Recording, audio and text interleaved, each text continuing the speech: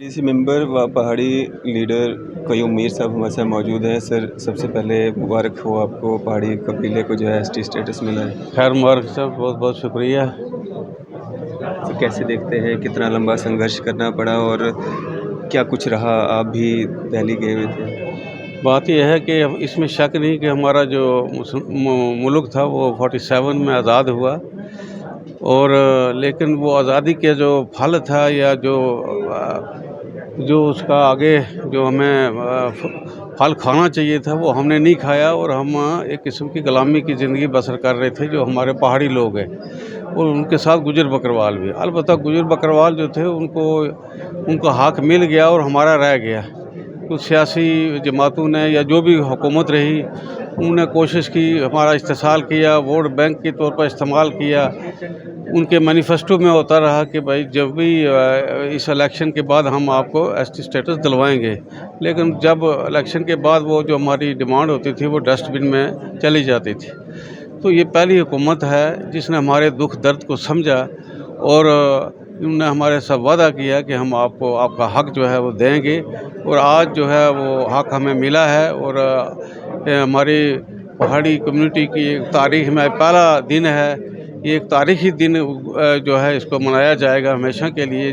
कि सुबह भारतीय जनता पार्टी ने हमारी नस्लों के लिए, हमारे जो आने वाली जनरेशन्स के लिए जो सोचा, जो उनका तरक्की के बारे में सोचा, उनकी तालीम के बारे में सोचा, उनकी एम्प्लॉयमेंट के बारे में सोचा, और हमें आज शेड्यूल्ड ट्राइब का दर्जा जो है वो दिया गया है। और इसमें एक बड़ी बात है कि गुजर बकरवाल जो थे वो नाराज़ थे कि शायद हमारा जो कोटा जो है वो काटा जाएगा। हालांकि माननीय होम मिनिस्टर साहब ने ये वादा किया था कि भाई आपका जो है 10% जो है वो उधर ही इंटैक्ट रहेगा, पहाड़ियों को अलहदा देंगे, और आज वही उन्होंने करके दिखाया।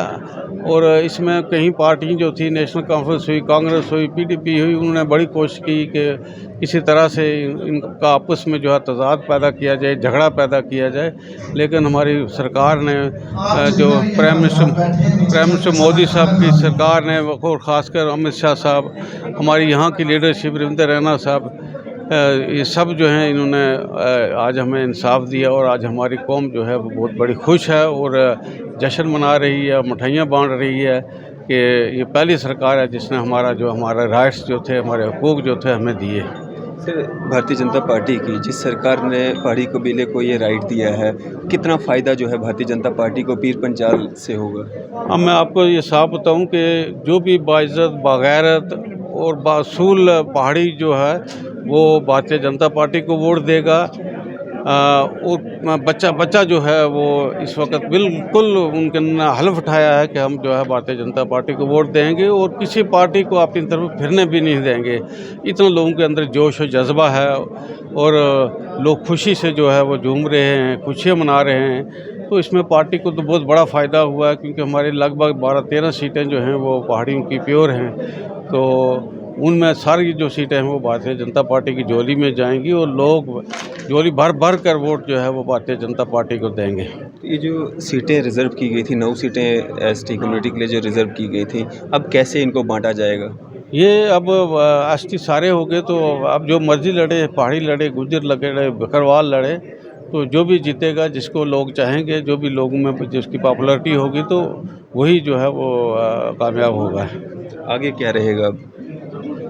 आगे अब जब भी कहीं इलेक्शन होंगे या पार्लियामेंट के होंगे, तो मुझे लगता है कि हमारी जो सीटें हैं वो बड़ी ह्यूज मार्जिन से, थम्पिंग मेजॉरिटी से जो है भारतीय जनता पार्टी के खाते में जाएंगी। चलिए, शुक्रिया हमारे से बातचीत करने के लिए। थैंक यू बहुत। तो ये थे हमारे साथ कयूम मीर साहब, डीडीसी मेंबर व पहाड़ी नेता।